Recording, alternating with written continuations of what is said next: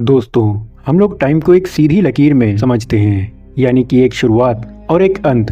लेकिन क्या हो कि अगर टाइम सीधा ना होकर एक खूबसूरत सर्कल हो? क्योंकि हमारी आज की कहानी में कुछ ऐसा ही दिखाया गया है। तो कहानी की शुरुआत में हम एक बच्चे के जन्म को देखते हैं और उसके बाद जैसे जैसे टाइम गुजरता है वो बच्ची बड़ी हो जाती है। लेकिन कुछ वक्त के बाद उस बच्ची को एक लाइलाज बीमारी हो जाती है, जिसकी वजह से वो अपना दम तोड़ देती है। और उसके बाद हम देखते हैं लुइस को, जो कि एक स्कूल में भाषाओं के बारे में पढ़ाती है। और एक दिन जब वो पढ़ा रही थी तभी उसके क्लास में बैठे बच्चों के फोन बजने लगते हैं, जिसके बाद उसकी क्लास में बैठे हुए बच्चे उससे न्यूज चैनल चलाने को कहते हैं। और जब वो चेक करती है तो उसे पता चलता है कि इस दुनिया के अंदर 12 जगहों पे कुछ अनजान स्पेस क्राफ्ट आए हैं, जिसका इस दुनिया से कोई लेना देना नहीं। और तभी इमरजेंसी अलार्म बज उठता है और स्कूल बंद हो जाता है। और उसके कुछ दिन के बाद यूएस गवर्नमेंट के कुछ लोग लुइस से मिलने आते हैं, जो यहाँ उससे शेल के बारे में बात करते हैं और उसे ट्रांसलेट करने के लिए स्पेसशिप या फिर शेल के अंदर मौजूद एलियंस की भाषा सुनाते हैं, क्योंकि लुइस ने इससे पहले भी एक सीक्रेट मिशन में इनकी मदद की थी। लेकिन यहाँ पे लुइस कह देती है कि वो सिर्फ ऑडियो फाइल से इस भाषा को ट्रांसलेट नहीं कर सकती। यानी लुइस को उन एलियंस के पास जाना था, लेकिन आर्मी वाले इसके लिए मना कर देते हैं। जिसके बाद लुइस अपने घर पे सो रही होती है कि तभी उसके घर के बाहर तेज लाइट आती है, जहां उसे पता चलता है कि उसे लेने आर्मी का हेलीकॉप्टर आया है। जिसके बाद लुइस इनके साथ हेलीकॉप्टर में चली जाती है, जहां इनके साथ जा रहा था मशहूर फिजिसिस्ट इयॉन डॉनली। और यहाँ वो बताता है कि ये लोग उन एलियंस से कई सारे सवाल पूछने वाले हैं कि आखिर उनका अर्थ पे आने का क्या मकसद है और क्या वो लाइट स्पीड से ट्रैवल कर सकते हैं, और साथ ही उनकी यूनिवर्सल नॉलेज क्या है। जिसके बाद डॉनली और लुइस, जहां इन लोगों को इन एलियंस के शिप के बारे में पता चलता है, और इस जगह आर्मी वाले बताते हैं कि इनका शिप किस चीज से बना है वो इन्हें नहीं पता। साथ ही ये एक दूसरे से कैसे कम्युनिकेट करते हैं ये उसके बारे में भी नहीं जानते। पर इन्हें इतना पता है कि हर 18 घंटे में शिप का गेट खुलता है और ये 15 से 20 मिनट वहाँ रह सकते हैं। जिसके बाद ये लोग वहाँ तैयार होकर पहुँचते हैं और इस जगह इस स्पेस शिप की अपनी खुद की ग्रेविटी थी। जिसके बाद ये उन एलियंस के सामने थे और इस जगह वो एलियन एक ट्रांसपेरेंट शीशे की दीवार के दूसरी तरफ थे। पर आज यहाँ इनकी उन एलियन से कोई भी बातचीत नहीं होती। लेकिन जब लुइस वहाँ दूसरी बार जाती है तो वो अपने साथ एक स्लेट लेके जाती है, क्योंकि यहाँ पे लुइस का मानना था कि वो उनसे मुंह दर मुंह बात नहीं कर सकते, तो वो इन्हें अपनी भाषा दिखाएंगे। तो हो सकता है कि उसके जवाब में ये एलियंस भी अपनी भाषा दिखाएं। जिसके बाद ये लोग उन एलियंस के सामने पहुंचते हैं और लुइस उस स्लेट के ऊपर ह्यूमंस लिखती है और बताती है कि वो इंसान है। लेकिन वो एलियंस गायब हो जाते हैं, जिसे देख के इन्हें लगता है कि वो चले गए, लेकिन तभी वो वापस आते हैं और यहाँ वो अपने हाथ से एक सिंबल बनाते हैं जो कि एक सर्कल शेप में था, जो कि इन्हें बिल्कुल भी समझ नहीं आता। लेकिन अब इनके पास उनकी भाषा थी। और उसके बाद जब लुइस वापस इन एलियंस के सामने आती है तो वो इस बार स्लेट के ऊपर अपना नाम लिखती है, जिसे देख के वो एलियन यहाँ पे फिर से वही सिंबल बनाते हैं, जो कि इन लोगों को बिल्कुल समझ में नहीं आता। लेकिन यहाँ पे लुइस समझ जाती है कि उस सिंबल का मतलब इंसान है और यहाँ पे वो एलियंस इन्हें देखना चाहते हैं। तो लुइस अपना वो सूट उतार देती है और उसके बाद आगे जाकर के उस ग्लास की दीवार के ऊपर अपना हाथ रखती है। जिसके बाद यहाँ पे एलियंस और लुइस का इंट्रोडक्शन होता है और इन्हें देखने के बाद डॉनली भी अपना सूट उतार देता है। जिसके बाद ये एलियंस यहाँ पे कुछ और सिंबल्स बनाते हैं, जो कि यहाँ पे इनके नाम थे। लेकिन यहाँ पे लुइस और डॉनली इन एलियंस को एबिट और कॉन्स्टेलो का नाम देते हैं। और अगली बार जब लुइस वहाँ पे जाती है तो अपने साथ वो कई सारी बेसिक बातें एक पेपर पे लिख के ले जाती है, जैसे चलना, उठना, अर्थ, कई सारी चीजों से लिखे हुए अलग अलग कागज, क्योंकि उससे लग रहा था कि उनकी भाषा सीखने से अच्छा है कि हम उन्हें अपनी भाषा के बारे में बताएं। और अब इनके पास कई सारे सिंबल्स थे और ये उन सिंबल्स का मतलब ढूंढने में लग जाते हैं। और इसी बीच हम यहाँ पे देखते हैं कि लुइस को एक बच्ची के विजन्स आते हैं, जिसे वो अनदेखा कर देती है। और अब इसी बीच ये लोग यहाँ कई बार आते जाते हैं, जहाँ इन्हें समझ आता है कि एलियंस की भाषा सेमोसाइग्राफिक है, यानी वो सिर्फ मतलब बताती है, उसके अंदर आवाज नहीं होती। और धीरे धीरे ये लोग उन एलियंस की भाषा समझने लगते हैं और साथ ही इन्हें समझ में आता है कि इनकी भाषा किसी भी तरफ से लिखी जा सकती है। लेकिन दुनिया में अब धीरे धीरे हालात बिगड़ रहे थे, क्योंकि लाखों लोगों को इन एलियंस से डर लग रहा था और वो इनके खिलाफ थे।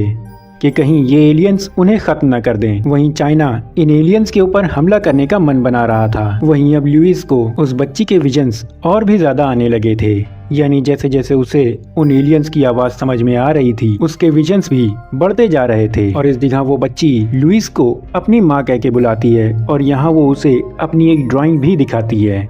लेकिन हम लुइस को कैंप के अंदर देखते हैं, जिसके बाद लुइस सोचती हुई उस कैंप से बाहर आती है कि आखिर उसके साथ हो क्या रहा है और ये बच्ची आखिर है कौन।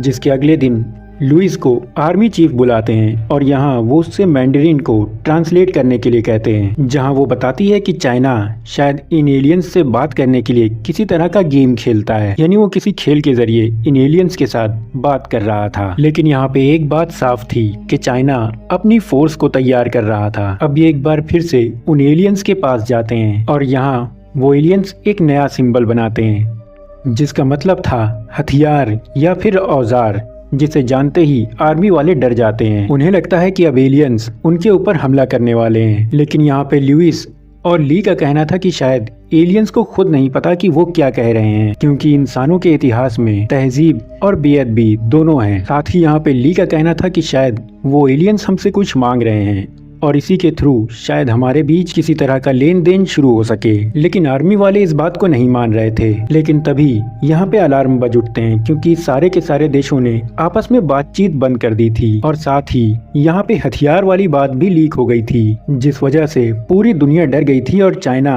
अब एलियंस के ऊपर हमला करने वाला था। जिसके बाद ये लोग दोबारा वहाँ पे जाते हैं और ये पहली बार था कि ये लोग एक ही सेशन में 2 बार उन एलियंस के पास गए थे। और जब लुइस इन एलियंस के पास जाती है तो वो एलियंस लुइस को वहाँ पे आकर लिखने के लिए बुलाते हैं, जिसके बाद लुइस आगे जाकर के वहाँ पे लिखती है और जैसे ही वो लिखना शुरू करती है उसे फिर से विजन्स आते हैं और साथ ही साथ अब यहाँ पे टाइम भी खत्म हो रहा था। लेकिन इस बार ये एलियंस कुछ ऐसा करते हैं जिसके बारे में किसी ने भी नहीं सोचा था। ये एलियंस यहाँ पे अपने सिंबल्स बनाते हैं, वो भी हजारों की तादाद में, छोटे से छोटे, जिन्हें देख के ये सभी के सभी हैरान रह गए थे। और तभी यहाँ पे टाइमर खत्म हो जाता है और ये लोग उस शिप से बाहर आ जाते हैं। जिसके बाद लुइस की आंख कैंप में खुलती है, जहाँ उसे पता चलता है कि सब लोग उसी वीडियो की जांच कर रहे थे जो उस वक्त बनी थी। जिसके बाद उसे पता चलता है कि आर्मी वाले यहाँ से जा रहे हैं, लेकिन लुइस वहाँ वापस जाना चाहती थी। लेकिन तभी यहाँ पे सब कुछ हिलने लगता है और जब ये लोग बाहर आके देखते हैं तो इन्हें पता चलता है कि वो शिप अब काफी ऊपर जा चुका है। वहीं अब चाइना ने उन एलियंस को सिर्फ 24 घंटे दिए थे, जिसके बाद वो उन एलियंस के ऊपर हमला कर देंगे। साथ ही चाइना की फौज भी निकल चुकी थी। वहीं दूसरी तरफ ये लोग उन एलियंस की भाषा को समझने में लगे थे, जहां लुइस को फिर से उस बच्ची का विजन आता है। जिसके बाद ली लुइस को बताता है कि उसे सब कुछ समझ में आ चुका है और यहाँ पे वो दिखाता है कि इन हजारों सिंबल्स में कई सारे सिंबल्स ऐसे हैं जो टाइम को दिखाते हैं। और जब ये लोग उन सिंबल्स को एक कंप्यूटर के ऊपर पूरी तरह से एनालाइज करते हैं, जहां इन्हें पता चलता है कि वो कह रहे हैं कि हम 12 में से 1 हैं। जिसके बाद लुइस और ली दोनों ही आर्मी चीफ को समझाते हैं कि अगर हमें सब कुछ जानना है तो हमें दूसरी तरफ से भी जानकारी लेनी होगी कि उन लोगों को इन एलियंस के बारे में क्या पता है। जिसके बाद आर्मी वाले इन्हें रशिया से आया एक खुफिया मैसेज सुनाते हैं, जिसमें रशियन एक्सपर्ट कह रही होती है कि इन एलियंस ने कहा है कि टाइम कम है और हम सब एक हो जाते हैं। जिस पर लुइस कहती है कि शायद उनका मतलब ये ना हो और शायद यहाँ पे वो एलियंस एक साथ मिलकर कोई बैठक चाह रहे हो। जिस पर आर्मी वाले लुइस से कहते हैं कि चलो हम तो मान जाएंगे, लेकिन तुम पूरी दुनिया को कैसे मनाओगी। जिस पे ली कहता है कि हम दूसरे देशों को अपना डाटा देंगे। लेकिन इसके जवाब में आर्मी का कहना था कि अब कुछ नहीं हो सकता और अब बहुत देर हो चुकी है। जिसके बाद लुइस को फिर से एक विजन आता है, जिसमें वो खुद को उन एलियंस के बीच देखती है। जिसके बाद वो उस कैंप से बाहर निकलती है, जहां वो देखती है कि उस बड़े शिप से एक छोटा पॉड जमीन पे आ रहा है, जो कि लुइस के लिए था और लुइस उसमें बैठ जाती है। और अब वो उन एलियंस के बीच में थी और यहाँ पे बिल्कुल वैसा ही होता है जो उसने विजन में देखा था। जिसके बाद लुइस उन एलियंस से बाकी 11 जगहों पे भी मैसेज भेजने को कहती है। साथ ही उसे यहाँ पे समझ में आता है कि ये एलियंस भविष्य भी देख सकते हैं। और साथ ही लुइस उन एलियंस से पूछती है कि ये बच्ची कौन है। जहां उसे फिर से विजन आता है जिसमें वो उस बच्ची की ड्राइंग को देखती है, जिसमें उस बच्ची ने अपने मम्मी डैडी और साथ ही एक पिंजरे में एक चिड़िया को ड्राइंग किया था और ये बिल्कुल वैसा ही दिख रहा था जैसा ये लोग इन एलियंस के पास आते वक्त करते हैं। जहां उसे समझ में आता है कि ये बच्ची उसी की बेटी है। जिसके बाद लुइस उस शिप से वापस आती है और इस बार वो खुद को उस बच्ची के साथ एक झील के किनारे पाती है और इस जगह पहली बार वो उस बच्ची को पहचानती है और यहाँ लुइस की आंखों में उस बच्ची को पाने का सुकून और फिर उसके खो जाने का दर्द दोनों दिखाई देता है, क्योंकि यहाँ वो जानती है कि आगे क्या होने वाला है और जो बच्ची उसके सामने खड़ी है वो आगे चल करके एक बीमारी से अपना दम तोड़ देगी। और ये सब जानने के बाद भी वो उस बच्ची को गले लगाती है कि भले ही वो जिंदगी भर उसके साथ ना रहे, पर उसके साथ बिताए चंद साल ही उसकी पूरी जिंदगी के लिए काफी थे। वहीं अब पूरी दुनिया उन एलियंस के खिलाफ हो गई थी और हर कोई उनके ऊपर हमला करने वाला था। जिसके बाद लुइस यहाँ उन एलियंस की भाषा को और गहराई से समझने में लग जाती है और इस जगह उसे समझ में आता है कि अब वो उन एलियंस की भाषा को पढ़ सकती है।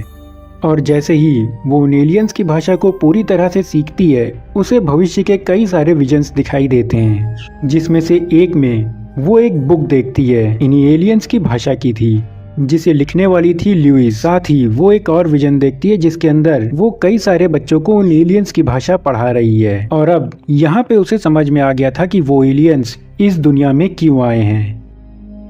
और यहाँ वो आर्मी चीफ को बताती है कि वो एलियंस जिस वेपन की बात कर रहे थे वो उनकी भाषा है और वो यहाँ अपनी भाषा इंसानों को तोहफे में देने आए थे, क्योंकि जो भी ये भाषा बोल सकता है वो भविष्य को देखने लगता है। लेकिन यहाँ पे आर्मी चीफ उसकी कोई भी बात सुनने से मना कर देते हैं। जिसके बाद लुइस खुद को एक बहुत बड़ी पार्टी में पाती है जहाँ उसके सामने चीनी जनरल आते हैं और यहाँ पे वो उसका शुक्रिया अदा करते हैं कि अगर 18 महीने पहले उसने उनके प्राइवेट नंबर पे कॉल ना की होती तो उनसे एक बहुत बड़ी गलती हो जाती। लेकिन यहाँ पे लुइस का कहना था कि उसके पास चीनी जनरल का वो प्राइवेट नंबर नहीं है। जिसके बाद चीन के जनरल उसे अपना नंबर दिखाते हैं, जो कि प्रेजेंट टाइम में लुइस को पता चल जाता है और अब यहाँ उसे समझ में आ चुका था कि आगे उसे क्या करना है। वो फौरन एक फोन चुरा कर चीनी जनरल को कॉल करती है और यहाँ वो उससे वही बातें कहती है जो उसने भविष्य में सुनी थी। वो चीनी जनरल से कहती है कि जंग लड़के कोई भी हीरो नहीं बनता, बल्कि बनते हैं तो कुछ विधवाएं और कुछ अनाथ। साथ ही वो यहाँ पे उनसे अपनी बुद्धि और बहादुरी का सही इस्तेमाल करने के लिए कहती है। वहीं दूसरी तरफ आर्मी वालों को भी पता चल चुका था कि यहाँ से चीन कॉल लगाई गई है, तो वो तुरंत आकर के लुइस को ढूंढ लेते हैं। लेकिन तब तक की लुइस अपनी बात कह चुकी थी, जिसके बाद सारे के सारे देश उस हमले को रद्द कर देते हैं और फिर हम देखते हैं कि वो सारे शिप इस दुनिया से बाहर जा रहे थे। जिसके बाद लुइस फिर से अपनी बेटी को देखती है और यहाँ वो उसके पिता को भी देखती है, जो कि था इयॉन डॉनली। और आखिर में लुइस इयॉन को अपना लेती है।